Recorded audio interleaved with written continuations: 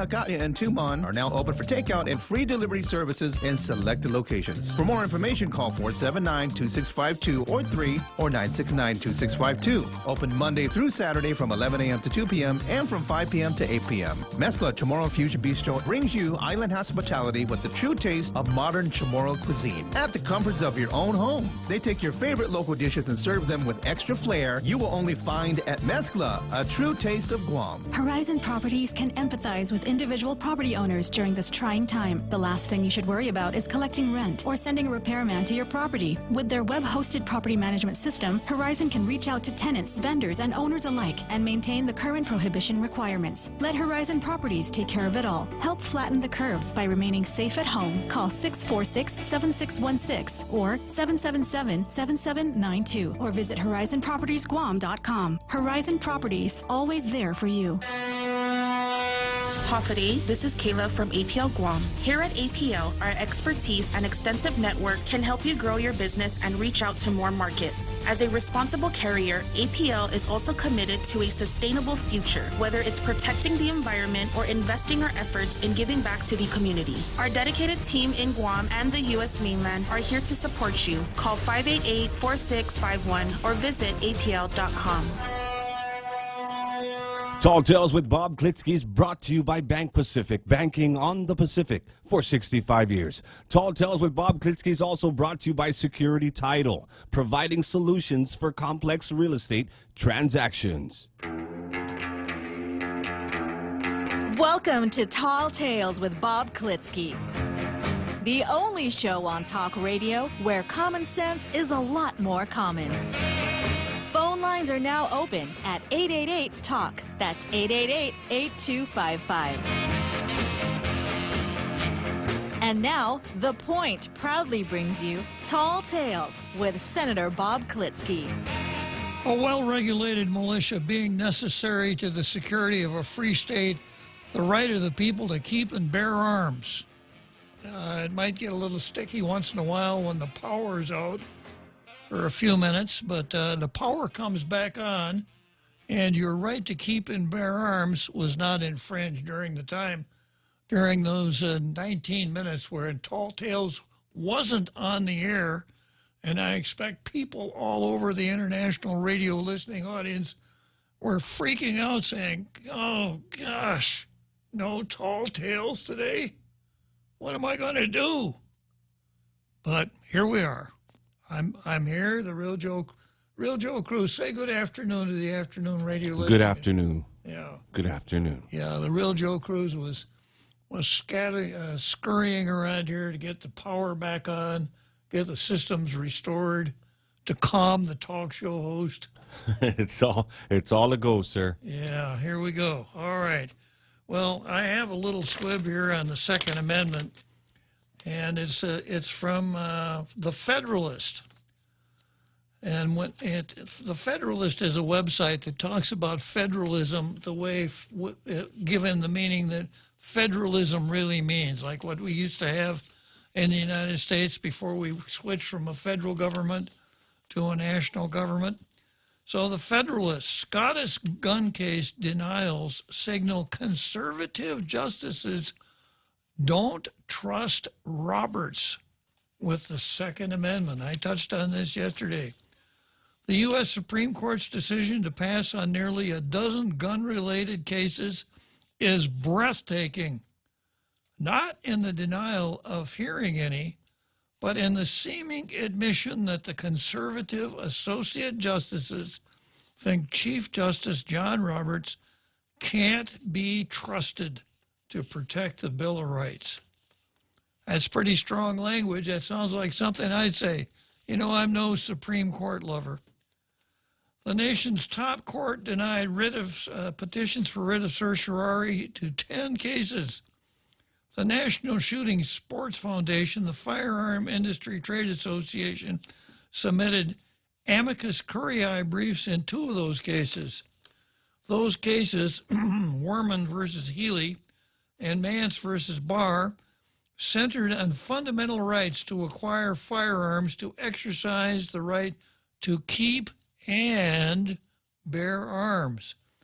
The Supreme Court's denial stands Massachusetts' ban on modern shooting rifles and ban on the sale of handguns across state lines. It lets them stand. The court also denied Pena versus Horan, a challenge to California's Unsafe Handgun Act, which bans handguns in common use for lawful purposes. The denial of the writ of certiorari tells court watchers the conservative, the conservative associate justices don't trust Roberts to uphold the liberties as written in the Bill of Rights. I got a feeling after yesterday, they wouldn't trust Roberts to go out to the nearest Wendy's and bring back lunch. Jack, are you available? The Supreme Court requires 4 of the 9 justices to agree to hear an appeal for the nation's highest court to take the case. Those watching gun cases were hoping for good reason that finally, after a decade of silence from the court, the 4 votes were now there.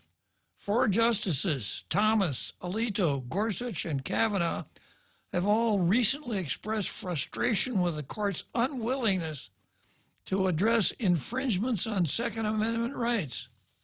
The pattern, disappointingly, hasn't altered. In his dissent this week, Thomas again drew attention to this fact in the denial of certiorari in Rogers versus Gerber. He said, but today, faced with a petition challenging just such a restriction on citizens' Second Amendment rights, the court simply looks the other way. These 4 associate justices could have voted to hear any of the 10 petitions, but all 4 chose not to bring the cases before the court. That's telling in as much as it is disturbing.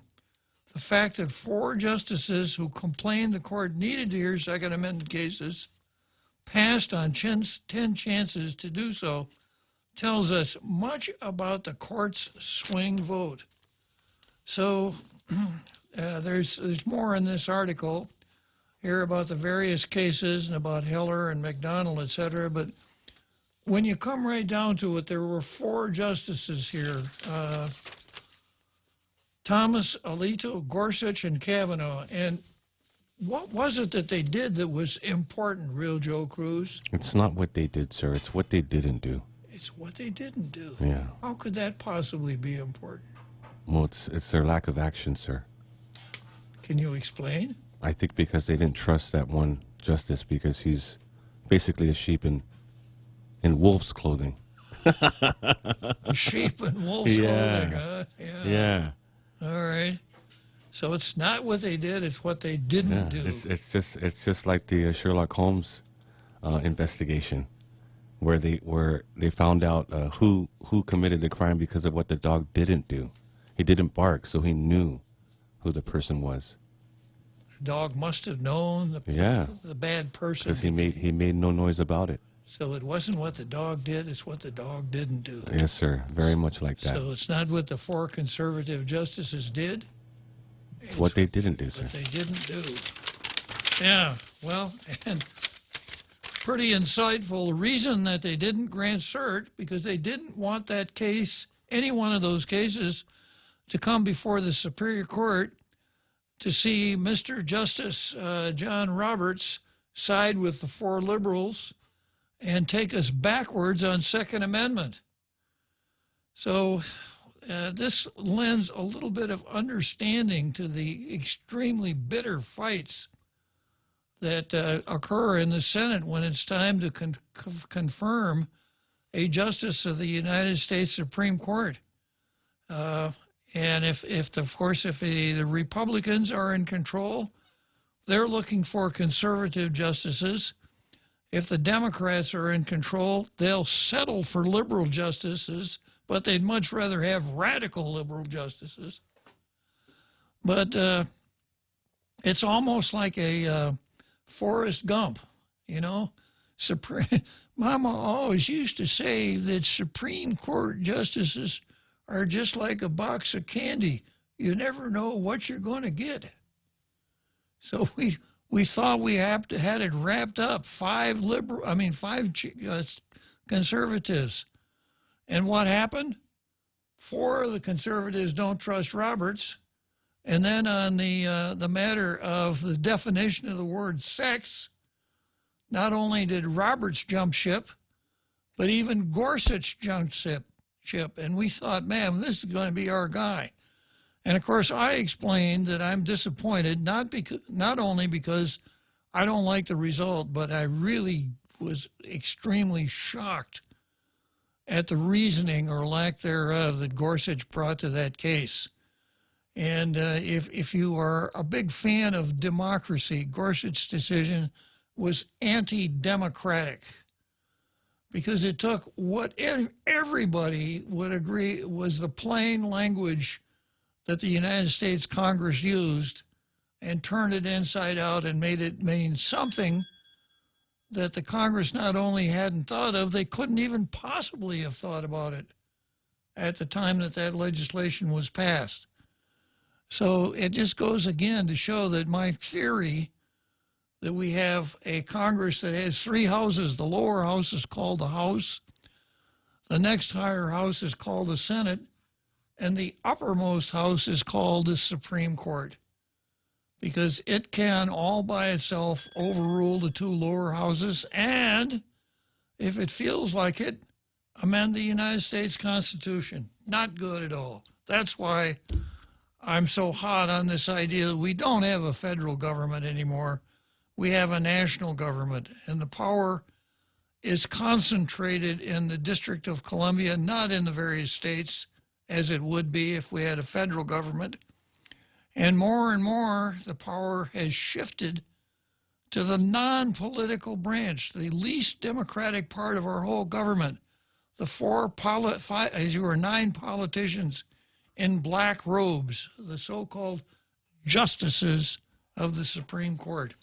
Sir, you know what stood out for me in this article? The next president and Senate will determine whether the Second Amendment will mean anything in America or whether it will continue to be treated as a constitutional orphan. Well, that's very true, and that's what Thomas has said more than once. It's a constitutional orphan.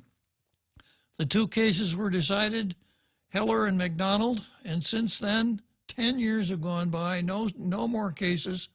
So what that means is that in the 13 different circuits that we have in the federal system, each one makes its own rules as to what the Second Amendment means, and that's as far as it gets. State Supreme Courts make their own rules as to what the Second Amendment means sometimes, and that's as far as it gets. So we have like the Second Circuit, which is very anti-Second Amendment, but because the Supreme Court won't grant certiorari, that becomes the final rule. Very disappointing.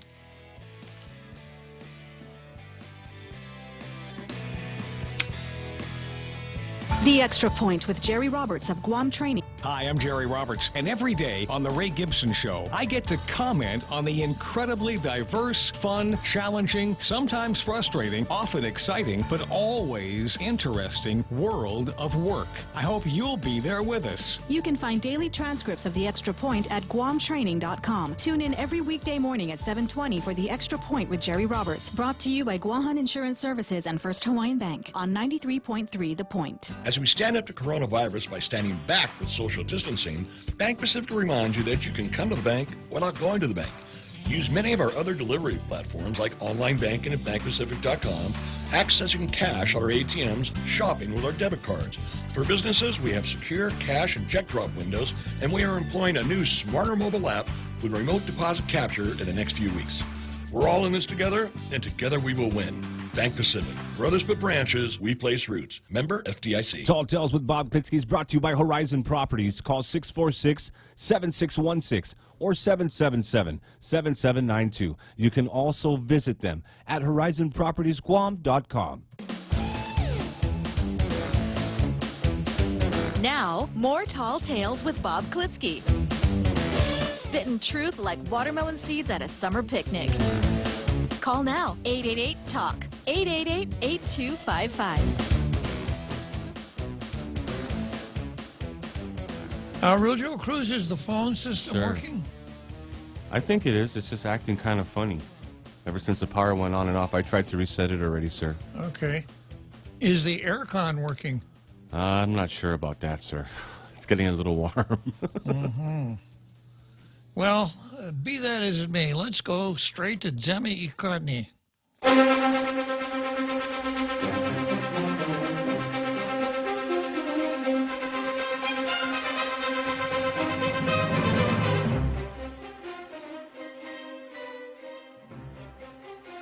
Okay, well, as usual, the Daily News does not have a local editorial. They've got something from a guy named Errol G. Southers, who's special to USA Today, and this is what they're telling us.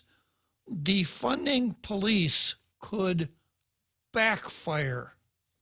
Now, that's a great choice of words. Backfire is just exactly right. Yeah, in other words, the guns will be firing at you if defund the police. Well, I'm not going to spend any time with that. I go from there to the Post. Life's still rough for many unemployed. While many government functions have reopened and business establishments have resumed operations in a limited capacity, we should not forget there are still countless Guam residents who remain unemployed 3 months into the pandemic. And by the way, it's time that 8 senators step forward and revoke the governor's dictatorial authority to keep the island shut down. But I'll leave that for a second. The local government's handling of unemployment aid programs leave a lot of room for improvement. So far, GovGuam has failed to put money into the hands of tens of thousands of people who have not seen a full paycheck or any paycheck at all since March. It's not a question of money. At least $276 million in federal funds sit in a bank waiting to be released. If the Department of Labor can fix the glitches and hitches. The continuing struggles of Guam's unemployment was evident during the Feed the Need food distribution of basic necessities in Jigo yesterday. The first in line, Ellie Tumanangil, drove to Jigo Gym at 2 a.m. on Wednesday. In previous food distributions events, he came home with nothing. Supplies had run out. This time, he didn't want to risk coming home empty-handed again. We don't have to work, so I got in my car and decided to wait in line. By 8:30 a.m. Wednesday, the line of cars waiting to pick up a bag of food stretched over a mile down Marine Corps Drive from the gym, past McDonald's. With the generous donations from local businesses and members of the community, 1,000 bags of food were distributed into households. Each contained a 5-pound bag of rice, various canned meats and vegetables, soups, and other non-perishable items. These were the result of collective efforts of volunteers who share the desire to help. But the volunteer efforts can only go so far. People shouldn't have to sleep in their cars just so they don't miss a bag of rice. Unemployment checks should have been in the hands of thousands of Guam residents weeks ago. Now, interesting, a whole mile of cars. How many politicians do you think, how many senators were out there walking down that line, waving and smiling and shaking hands? I don't know, but I'm going to make a guess. I'll bet you there wasn't a single one. But if you are a new candidate, if you're thinking about running, there you go.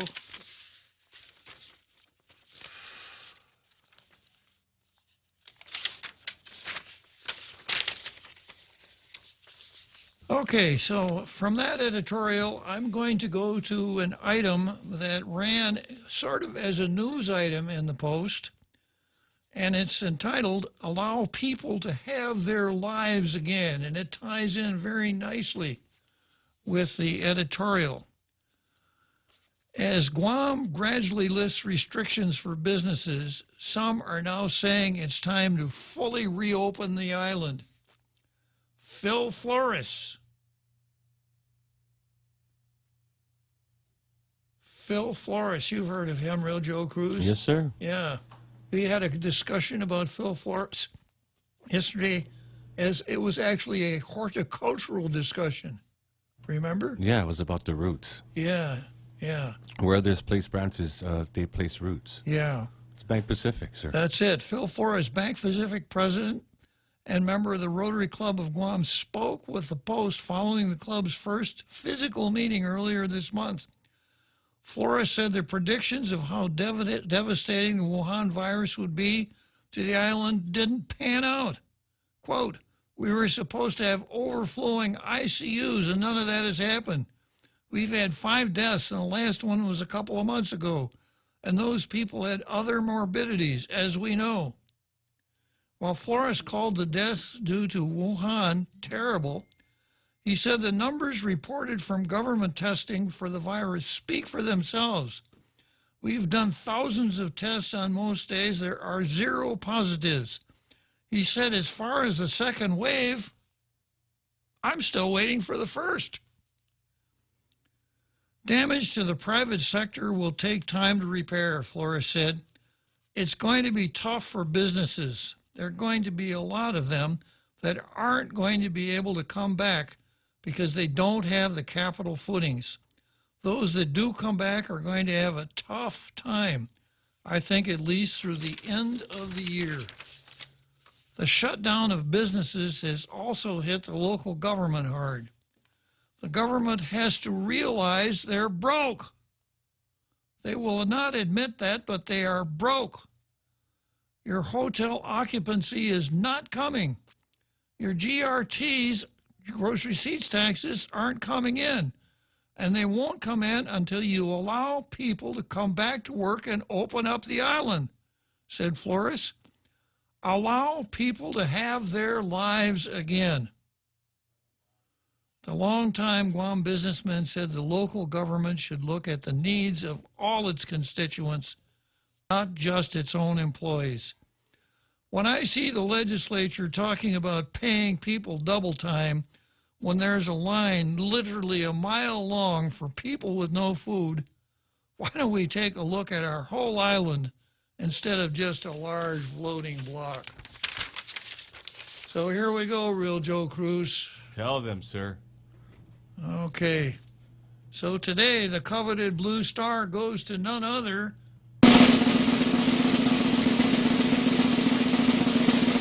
than Phil Flores.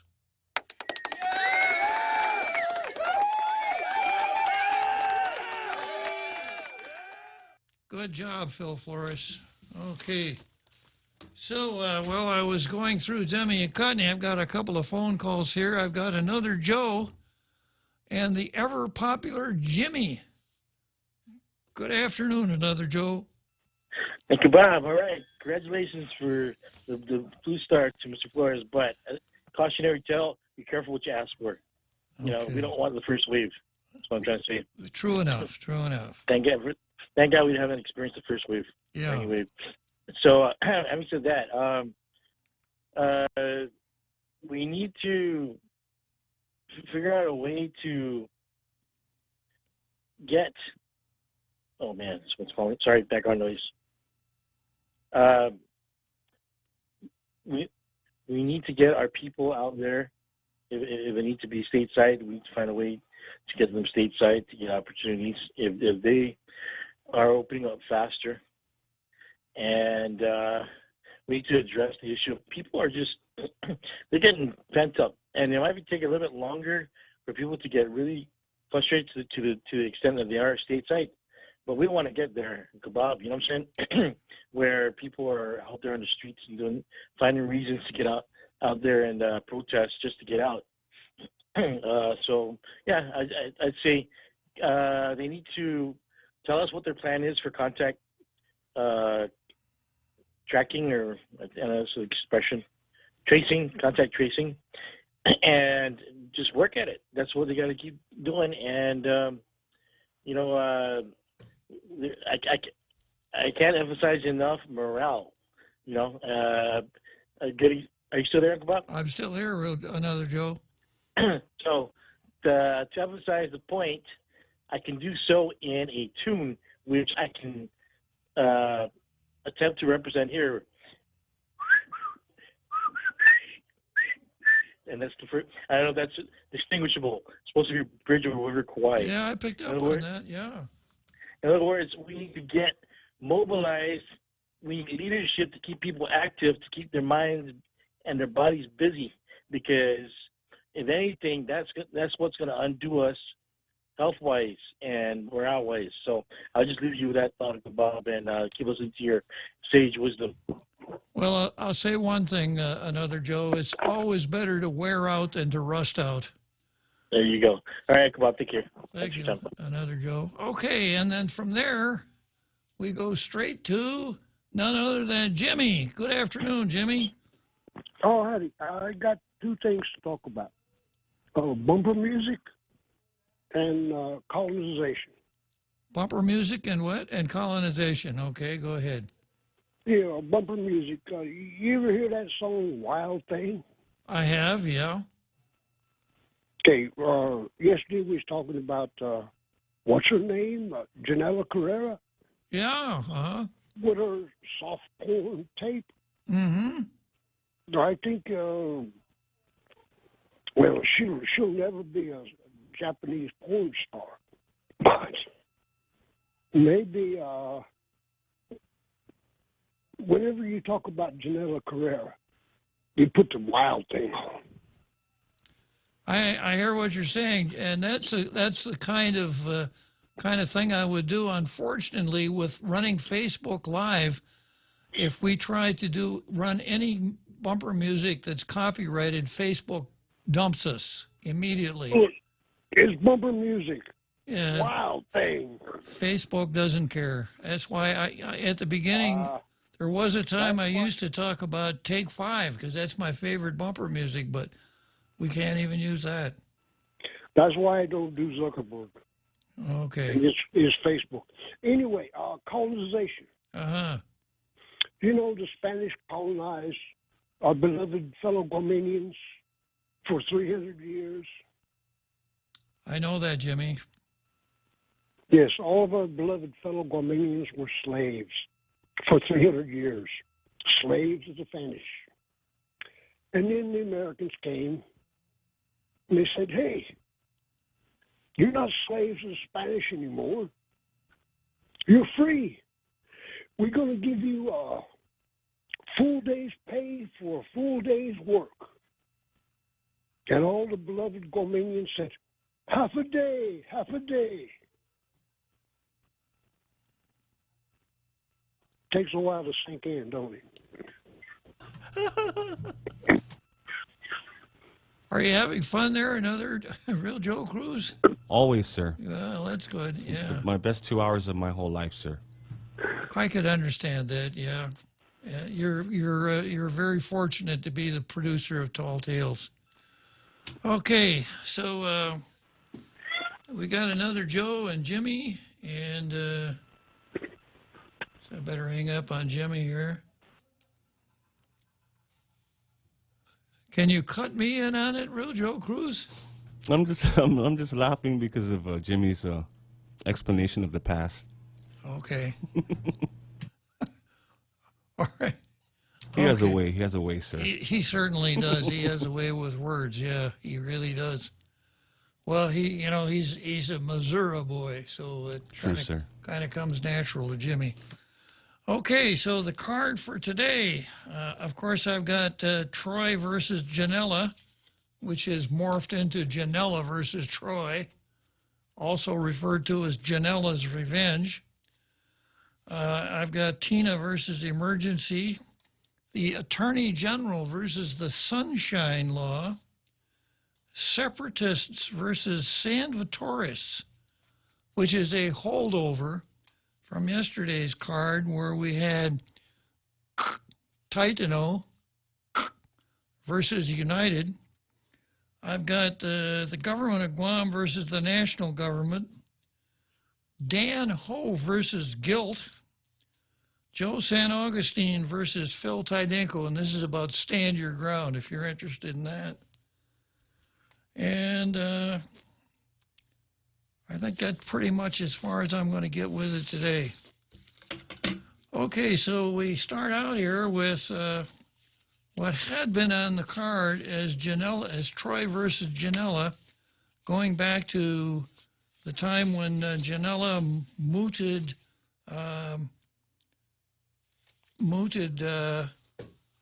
several reporters at a press conference, and then after she unmuted them, cut them off in mid-question, the lieutenant governor said that she and Carlo Branch should apologize. Carlo Branch apologized. Janela never did. Troy was on the lieutenant governor unmercifully saying, hey, when is Janela going to apologize? And then finally we had the Crystal Paco pronouncement that said that Carlo had apologized and Janela didn't need to. And things were quiet for a few days. And then Janela sued Troy, alleging revenge pornography. That Troy and his company, Candid Inc., had engaged in revenge pornography. And then today, the Post made this report. The FBI and local authorities have been made aware of the allegations raised by Janela Carrera, the governor's communications director, that several people have published and shared on social media images of her nude and in intimate situations. A civil complaint was filed in the Superior Court against several defendants, to include Troy Torres and his company, Candid Inc. Well, that's a little bit misleading. It's Troy Torres, Candid Inc., and John Doe's 1 through 10. And I've explained Doe pleading before. Something that is popular in California, you allege John Doe's 1 through 10 with an allegation in your complaint that when you identify them, you will amend your complaint. And the theory is that they can be identified in the discovery process. So it's not as though there are several other people. There's just Troy and his company. And going back to the first sentence, the FBI and local authorities have been made aware of the allegations. Now, I'm not quite sure what that means. Does that mean that Janela had a copy of yesterday's paper delivered to the FBI? Does it mean that Janela's lawyer sent a copy of the civil complaint to the FBI? Does it mean that Janela went to the FBI office and said, I want to report a federal crime? I'm here to be interviewed? Not very precise news gathering here. The story then goes on to say it's a crime to distribute, advertise, or offer nude, private images of others with another intent to harm, harass, etc. Guam has joined at least 45 other states in standing against, this is a quote from Janela's lawyer, Vanessa Williams. Guam has joined against at least 45 other states in standing against such civil rights violations. Ooh, that's a good one, huh? Yeah, civil rights. Now, let me just check here. I spent a lot of time reviewing the first 10 amendments, which is the major source of our civil rights here. Let's see. Amendment 1.5, the right of citizens to display themselves in nude and sexually compromising positions shall not be taken advantage of by anyone else. No, I just made that up. Oh, you had me going there. I just made that up. Now, I can see that it's a crime, And I suspect that there are a couple of, well, let me come back to that right after this break here. The Guam Visitors Bureau and Island Beautification Task Force invite you to come out and join the community on Saturday, June 27th, as we work together to beautify our island. Showtime is at 8 a.m. Let's take a moment to show our island pride, to get up and move towards building a better, safer Guam for our friends, families, and visitors. Learn how you can sign up for a beautification site or donate supplies at GuamVisitorsBureau.com and follow social media pages for updates. Special thanks to the stations of Choice Broadcasting. As we emerge from the effects of the global pandemic, Security Title is rethinking how to best serve our customers. With our houses clean and closets reorganized, here's a reminder to take a look at the title to your house and other real estate. Is your trust in order? Is it time to update your wills? Do you have the best interest rate available on your home? As we get back to work, there's no better time to revisit your most valuable asset, your property. Call the professionals at Security Title. We are here to help. Tall Tales with Bob Klitzkie is brought to you by Mezcla Chamorro Fusion Bistro. They are open in Agotna, and they're ready for dine-in, takeout, and delivery services from Monday through Saturday, 11 a.m. to 2 p.m. and 5 p.m. to 9 p.m. Call them at 479-2652. Get your Mezcla fix today.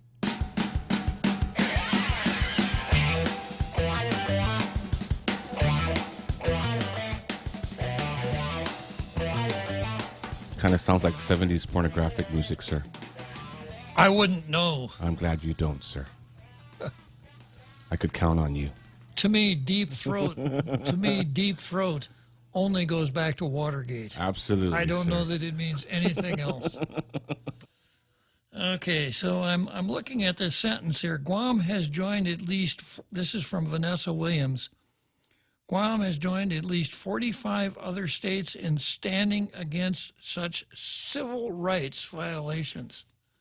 Now, I didn't know that this was a civil rights violation. As I said before the break, I could understand that it allegedly violates the criminal statute, the alleged conduct, or I could see some possible tort liability on the alleged facts, things like negligent infliction of emotional distress, intentional infliction of emotional distress, false light, and something called invasion of privacy, but the name is a little bit deceptive. So I could understand that.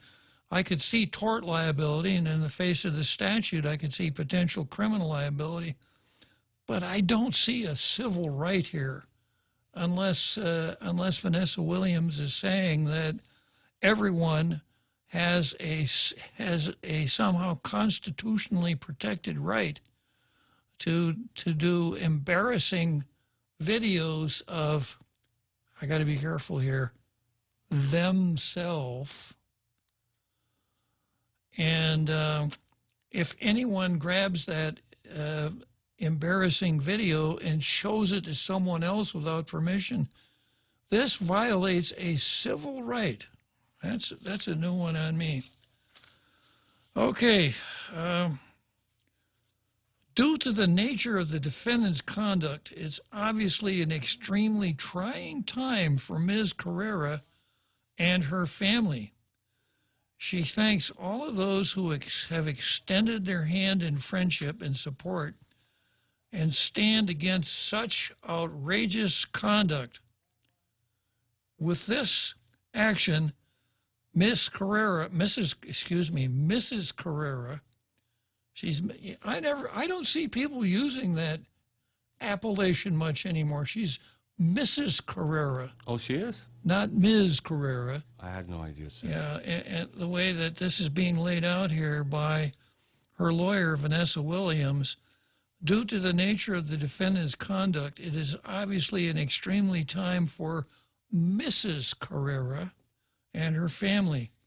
She thanks all of those who have extended their hand in friendship and support and stand against such outrageous conduct. I wonder which outrageous conduct she's referring to. Yeah, I wonder too, sir. With this action, Mrs. Carrera is proving that you are not powerless.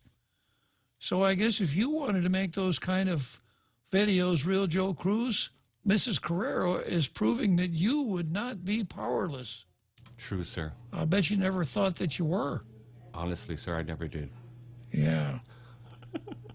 The director of the governor's communications team has asked the public to respect her privacy in this matter. To respect her privacy. Interesting, sir. In this matter.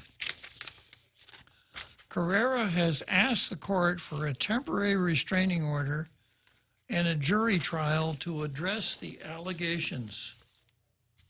But she does want us to respect her privacy. Okay, and next we've got Tina versus emergency. You know, I've explained so many times how Tina is like the canary in a coal mine. If there is something that is a danger to the public health and safety,